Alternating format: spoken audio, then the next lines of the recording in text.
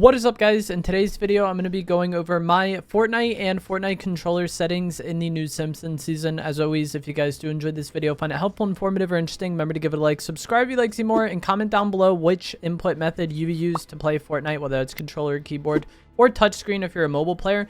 Personally, I use a PS5 controller, and I do use my own personal Evolve Jake version of a PS5 aim controller. There will be a link down in the description below where you can check them out, and you can use code EvolveJake for a discount. But as far as custom controllers go, they have a lot of the same features that you will see from most custom controllers. So like digital triggers, digital bumpers, digital buttons, all of these things, making it as reactive as possible when you press a button.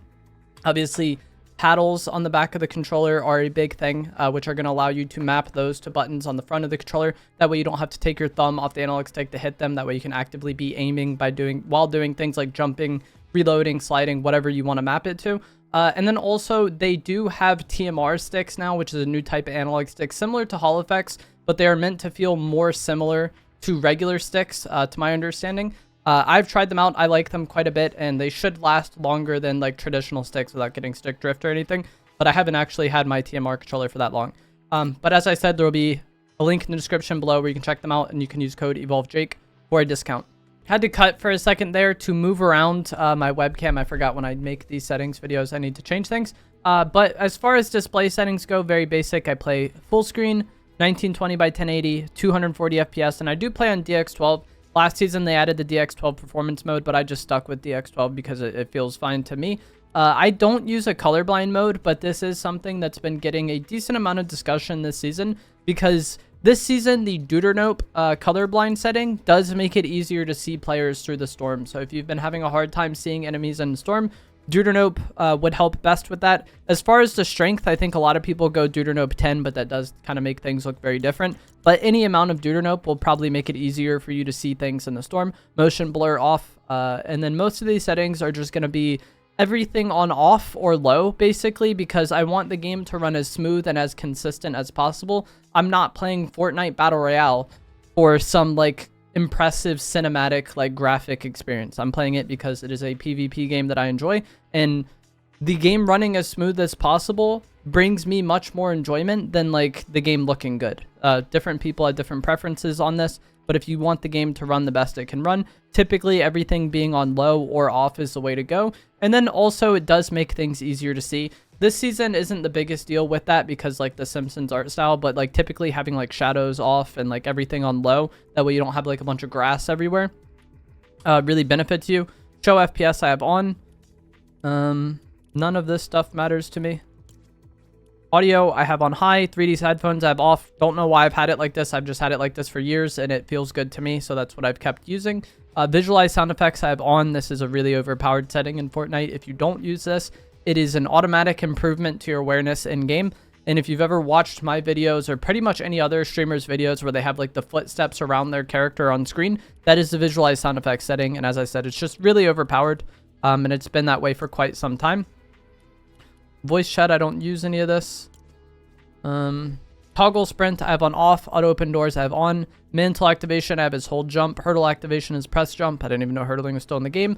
Hold to swap pickup I have on off. Toggle targeting I have off. Mark danger when targeting I have off. Auto pickup weapons I have off. This doesn't matter. The pump and dump's not in the game right now. Auto sort consumables to the right I have on. And then my preferred item slots are just shotgun slot 1. You can really customize this to like, if you have like one consistent setup all the time, that would be good for you. But for me, things move around a decent amount depending on like what else I'm using. And also the main reason I kind of have this set up is just for early game. If I'm dropping, I just want my shotgun to slot 1 automatically, and then like everything else kind of gets rearranged around that, you know? But I just want my shotgun to be in slot 1 100% of the time. So that's why I have that the way I have it. And reset building choice I have on, turbo building on, simple edit off. Tap to search interact on. This is like a big one that just makes things feel a lot easier to like loot and stuff. Record replays I have on. I've had people ask like how they can use replay mode. It's this setting has to be on, and then it's in the menus, which I'll maybe show you at the end of the video if I remember. Energy saving mode I have off because again, I want the game to run as good and as consistent as possible. These HUD settings don't matter too much, but one that I do want to talk about, or we'll get into the reticle ones first. All of this on. Pull reticle I have off. I don't even know what this means. I didn't even know that was a setting. Damage numbers I have on cumulative. Reticle damage feedback I have off. This is like the little icons that show when you hit people. Damage number scale on 100. HUD scale on 90%. This just makes everything larger or smaller, and 90 is what I've used for a long time. But net debug stats. I've had people ask me how I get the ping to show on in-game on the top left. That is this net debug setting in the game UI section of settings. And then I don't think anything else really matters there. I don't use touchscreen, so I don't think any of this matters. Mouse and keyboard settings, don't use. My keybinds, I do actually have a controller scroll wheel, which is something that attaches to the top of the controller. And I have that scroll wheel up set to slot 1. That way I can always get to slot 1 as easily as possible. The controller scroll wheel will also be linked in the description, but I'm not sponsored by them at all. It's just something I use. And then I also have that for scroll wheel reset, which is like pretty OP when building. But that doesn't matter because my content is mostly zero build. But I have reset building at it as scroll wheel down. And now here are the main controller settings, which is what you probably came to the video for. None of this is on. Controller auto run off. Build immediately on Builder Pro on. You definitely want this if you play builds. Edit hold time low as possible. It doesn't matter because I have my own edit bind. Slide hold time. You want this as low as you can get it without accidentally sliding.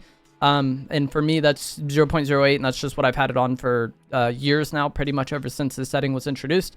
Vibration, I think you definitely want off if you're a controller player. Quick weapon, I do not use, but is a good setting, and a lot of people like it, but it's just not what I use. Build mode, sense 2, edit, sense 2.1. First person mode, 1.08. I believe this affects the red dot guns as well, and then like obviously the ballistic mode. My look and horizontal sense is 40. I don't have any boosts. I just have my base 40 sense. My ADS sense is 11. I think this is like typically higher than what a lot of people like, but this is just, again, what I've used for a long time. No boosts on ADS, and then my scope speed multiplier is 1.10. This is the setting for like the red dot ARs. Look dampening time I have on 0, and then I do play linear. The difference between linear and expo is basically just how your sensitivity increases. Expo is like a more gradual increase to your sensitivity as you move your analog stick, and linear is a more like immediate fast increase to your sensitivity as you move your analog stick. Typically the difference is just that linear feels like more loose and faster, but also like more reactive, so it's good for making like large adjustments for building and editing. And then also like shotgun flicks is something that typically linear is seen to be good at. Expo is typically seen to be better for like tracking, so most zero build players are probably going to want to play expo, but I've just played linear since they added it, I believe, in 2020, so it's just like what I've used for a very long time. Aim assist strength on 100 each, dead zones on 1010. This is how much you move the analog stick before the game starts to register movement. And the main reason for this, I think, is just that every controller is kind of mass produced and they're not all the same. But you basically just want this as low as you can get it without getting stick drift, and while you still feel in control. So like I said, I use TMR sticks, so I could probably play on a lower dead zone without getting stick drift, and that would be fine. But it feels very loose to me and just like less controlled. And again, this is just what I've played on for years. Last season, Fortnite added this trigger release setting. This doesn't affect me because, as I touched on earlier, my aim controller has mouse click triggers or digital triggers, which are as reactive as possible. But my understanding of this is it just basically is like dead zones for the triggers, so maybe you want to play around with it and see what works for you. I believe most people just like kept it on 25. I tried to test this. I turned like the trigger stops off and put it on the lowest it would go and the max it would go, and I honestly couldn't tell a difference between it one way or the other, but that's just me. Foot controller I do not use. I don't even know what that is. And then finally, for my controller keybinds, I play claw, so my index finger is on the triangle, circle, X, square buttons at all times. So my keybinds are not very unique. If you don't play claw and you don't have paddles, you kind of need to get more creative with your keybinds, because the more you're taking your thumb off the analog stick, the worse it is for you, because that stick is how you aim. And so every time you take your thumb off the right stick to hit like X, triangle, circle, X, square, whatever, those are times where you can't be aiming when doing that action. So the default jump bind of X is really bad for someone who plays default non-claw, non-paddles. But for me, playing claw and having access to paddles, I don't really need to be creative with my bind. So my crouch is right stick, my sprint is left on the D-pad. That's a weird one, but I use a paddle for that. So I don't actually hit that. It's just a paddle on the back of the controller. Jump on X, reload on square, L1, R1 for next weapon, toggle pickaxe, left stick, R2 shoot, L2 aim. Nothing interesting there.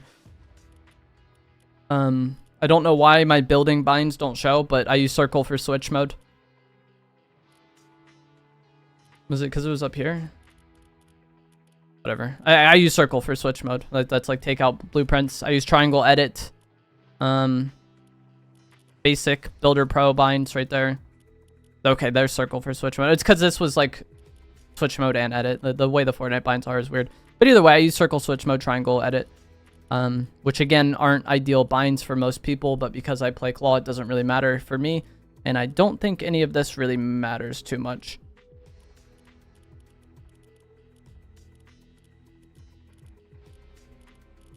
But I will just scroll through it in case there's anything that anybody was like very curious about. And so yeah, that's basically it for the settings. I don't know what I accidentally changed, but we'll just leave it at that. And then as far as getting to replay mode, you want to go to career and then hit this button here. So the career tab and then this career button and then replays. And then you can open up your replays and watch the recordings of your game if you do have replays enabled, as I kind of talked about when we talked about that. But that is going to be it for this video. I hope you guys found this to be interesting, helpful, informative. Not anything I don't think has changed since my last settings video, but pretty much every time a new season drops, from the moment it drops until I make a settings video, even after I make a settings video, I constantly get asked to make one. So here it is. And if you guys enjoyed this, remember to give it a like, subscribe if you'd like to see more, and I will see you guys in the next one. Thanks for watching.